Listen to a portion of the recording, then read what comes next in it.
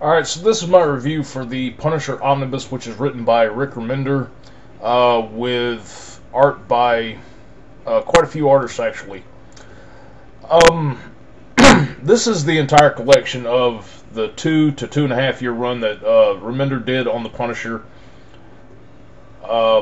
starting back when Dark Reign began in '09, and I think ended in the early part of last year. I'm not sure. I read this in single issue format up until the crossover in between Punisher and Dark Wolverine happened, and that's kind of about the point that I dropped off, which will be addressed with this shortly, but let me just get this out of the way.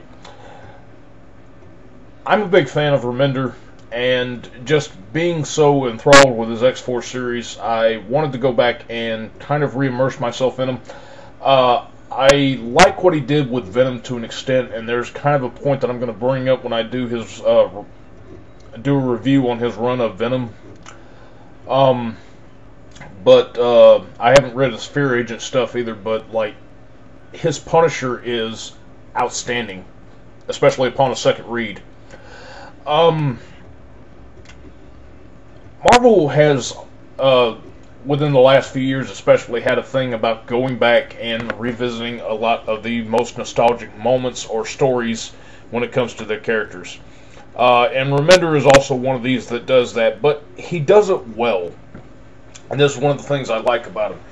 When we go back and we visit a lot of the separation anxiety aspects of Venom when they brought Eddie Brock into that book, or the Age of Apocalypse stuff with X-Force, Remender is very much a fan of the characters that he writes, and he writes them with the respect that's due to them. What he does with Frank in this case, I'm still on the fence that Garth Ennis' stuff on his standard Punisher run and the Punisher Max is the best Punisher stories that I've read. But before he jumped on board with Welcome Back Frank, I'd probably say that the biggest Punisher story that there was would have been the Scourge of the Underworld, which is what is brought up within the first story arc and kind of plays over into the second one. When this book came out with Dark Reign, the Punisher is on the scene and he's gunning after Norman Osborn. He tries taking the shot at him, and then he spends 2 issues running from and doing everything he can to outsmart the Sentry. And it's just, this is, at first read, this could be kind of dumb, because a character of his stature is outsmarting this Omega level super being. But either you'll buy it as just like a Deus Ex Machina to get past this point, or you'll just love what's happening with it like I do. Because this will transition us over into dealing with, because I think issues 3 through 11 will deal primarily with the Punisher taking a war on crime to the Hood. Basically what happens in this is that the Hood, who is part of Norman Osborn's little cabal at the time, wants the Punisher taken out, so the Hood is ordered to do that by any means necessary. Well, this is the point where we bring back up a lot of what happened with the Scourge of the Underworld story. What Remender does is that he, since the Hood is magically controlled over by Dormammu, Parker Robbins actually winds up summoning all of the victims of the Scourge of the Underworld, who is a character who was dressed up as the Punisher at the time, and went around killing all of these obscure Z-list supervillains, and he brings them back to life, and he gives them an ultimatum. You have 30 days to kill the Punisher. If you don't do it, within 30 you go back to being dead. And he does this, and he's also apparently, I don't know when Microchip was returned to life, but apparently Frank's old companion Microchip has also been resurrected by the Hood, and he's got a vendetta to take out Frank as well. I like this, and I like the characterizations that he does with Frank in here. One of the reasons why I love Remender so much is that he goes into some dark places, but he brings a lot of emotional depth and just kind of these character twists that would come off maybe as kind of stupid, and even with the premise of a story that should not work, but it does. And he does that well with Frank, and he does that real well with conveying Micro's motives for wanting to get back to Frank as well. And a lot of this is really good stuff. I also like what he does with the human fly in this, because this is kind of, he was one of the villains that was brought back, and if you've seen him over in Venom, this is kind of where he starts showing up. And, you know, Remender's stuff will make a lot of crossovers into his books, which is also something else I'll be covering later on too.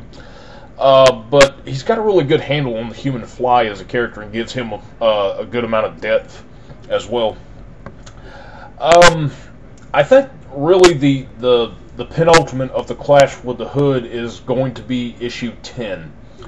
And it's a real jaw-dropper about what the Hood does in front of Frank that involves digging up his family and just giving him like this total mind fuck.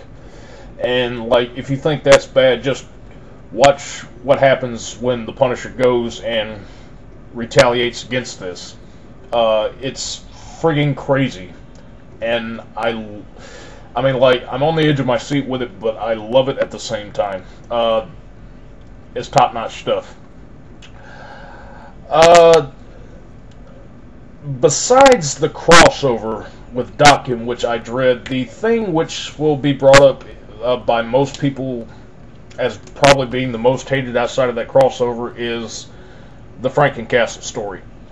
Now, I personally loved it, because at the time, well, the decision to turn Frank into this large undead creature after he's killed by Dokken in a street fight, and he's pieced back together by, like, Man-Thing and Morbius, and he's taken to an underground city where apparently a bunch of monsters just live under the streets of New York, and he's asked to come in there as a protectorate against a force of monster hunters that are out to completely annihilate them. I actually enjoyed this story. It's risky, and I was surprised with the fact that Marvel allowed him to take this risk, and it's good. I like it. It's the art is kind of sketchy, because like the first two stories are like really good, solid art, and then we get to this kind of sketchy art which comes up in Frankencastle, which I can get around given the nature of the story. I think the only thing that I really had to complain about is that at the time that I was reading the other books, or at least after the Punisher was killed, like, none of the other heroes in the community even bothered to, like, mention his death or, like, give any indication of mourning his passing, which was something that I was kind of disappointed about seeing. I enjoyed the parallels in between the mad scientist that was running the monster hunters, about how he came to be, and kind of how the similar circumstances about his and Frank's similarities about how they lost their family and they're waging a war against the type of thing that killed them was interesting. Obviously, I'm going to say the nature of the Dokken and Punisher crossover, where Frank goes back to get even with him, is just kind of stupid. And then we have the Deus Ex Machina with the Bloodstone Gem, which just returns Frank to a normal human being and undoes everything that was done with Frankencastle. But really the jewel of this, outside of the first two story arcs, is going to be the In the Blood series. Now, kind of the reason why I didn't read In the Blood, and I thought this was a little faulty of Remender at first until I actually read the story, was that we're kind of taking a note from the Warzone movie, where Frank is going to be fighting the Jigsaw brothers. And apparently Jigsaw has somebody that they just made up and tossed in here with them, and they have this revenge spree against Frank. We have somebody in here who well, they kind of give an indication that Frank's wife may not have actually died in the mob hit that happened, and she's out to get him, which is brought up in the miniseries. A lot of the stuff that he does with Henry Russo, especially towards the end, kind of deciding whether or not he's going to want to be with his, siding with his father, or, you know, his loyalty to Frank are brought up, and it's just really, really well done with this. I think this is probably the good attention getter for Remender. I think this would also be a good attention getter for a person who has not read any Punisher and kind of wants a way to get into him. Maybe kind of leery about Garth Ennis' stuff a little bit, but, you know, want to check out something. I definitely say in both of those regards, this is really a good investment, especially with all the stuff you're getting in here. Now, given the fact that the Daken and Punisher crossover sucks, you can either skip that or just kind of force yourself to read through it and then get a better payoff with In the Blood. But either way it goes, I love this book. I highly recommend it. $7 worth it off of Amazon. That's my verdict.